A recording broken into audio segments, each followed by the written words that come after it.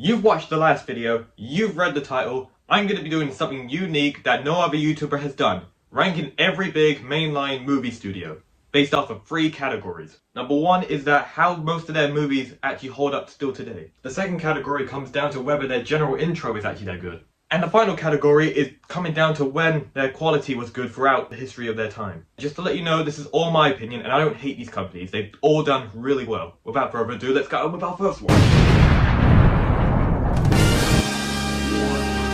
In last place, we have Warner Bros.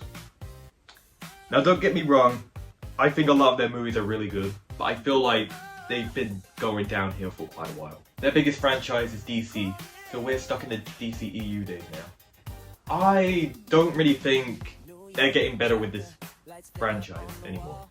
Don't get me wrong, Superman was an absolute banger, but now we're getting Supergirl and Clayface.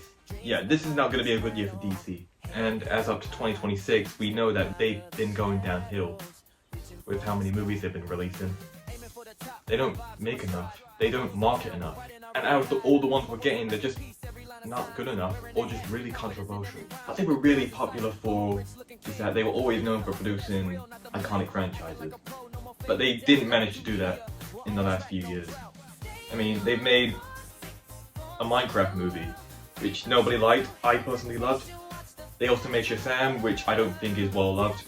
I honestly feel like they just love to rush productions quite a lot and never really take their time with storytelling and character development. This is not going to be a good year for Warner Bros.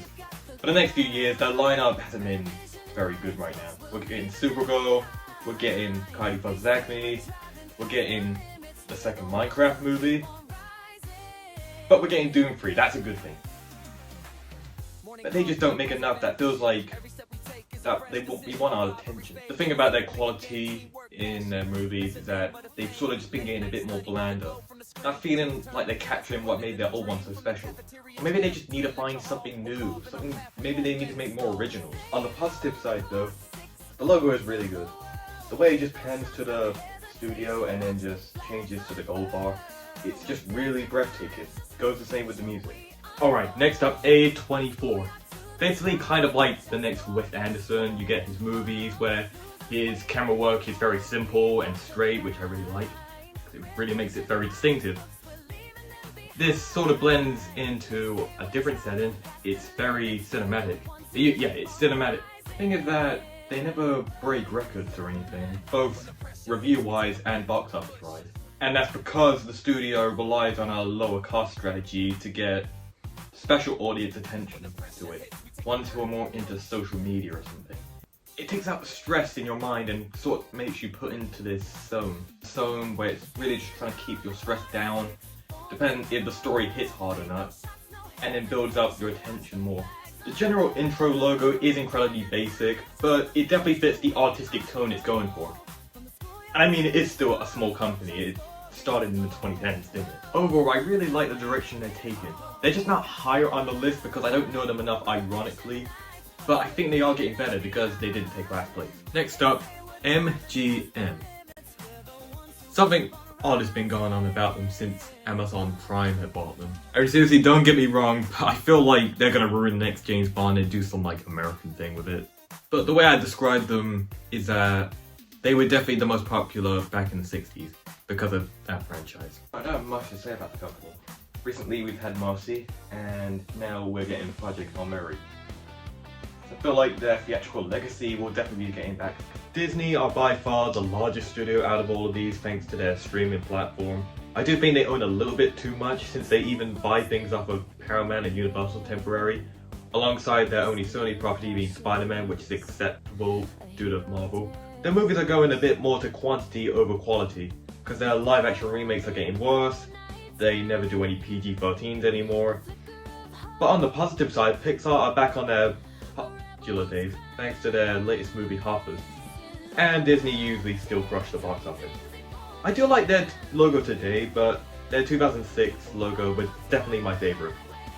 It was already perfect, visually, graphically, and music-wise. We have now made it to the halfway point, so if you'd like to like, go ahead.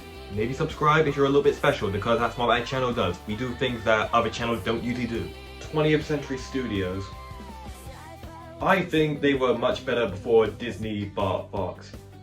The 80s had some of the best action movies like Die Hard, same with the 90s, and then in the 2000s we had Regency, which was bought by Fox, and I found their movies really enjoyable and relaxing to watch.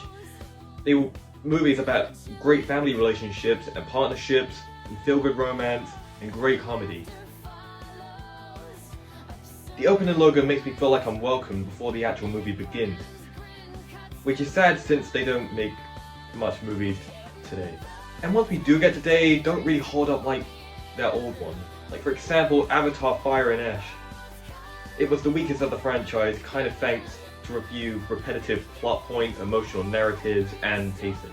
Next, Sony. Oh my god, I have to say, they are definitely the first one where they are still getting better as they keep their legacy going on. They own the most iconic franchise, Spider-Man. No wonder 2026 and 7 are going to be big years for that franchise. After Columbia was bought by Sony, they have been producing way better sound recordings and effects.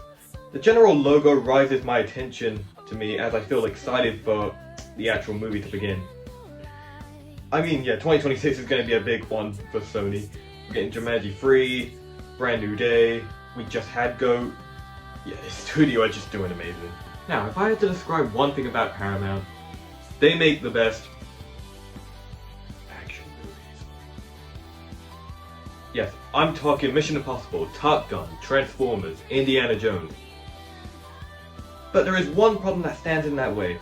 They make too many sequels for their older movies. I think this is another Warner Bros. Situation where they need to be making more originals, getting to that original club. Overall, this year won't be a big year for Paramount, since they don't have much planned after the acquirement of Warner Bros.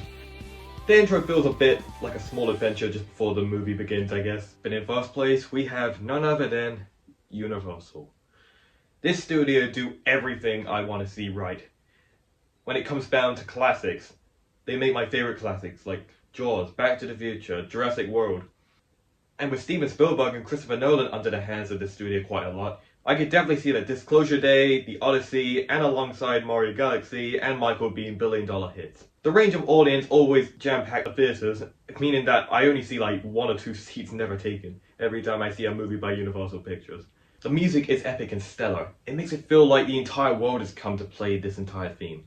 It almost feels like you've watched an entire movie in just 26 seconds. And the world looks very realistic and way better compared to the actual globe, thanks to the incredible lighting they use, and without it looking too much like a CGI globe. So yeah, 2026 is going to be an amazing year for Universal. It almost is literally every year, which is why it's my favorite film studio in the film industry.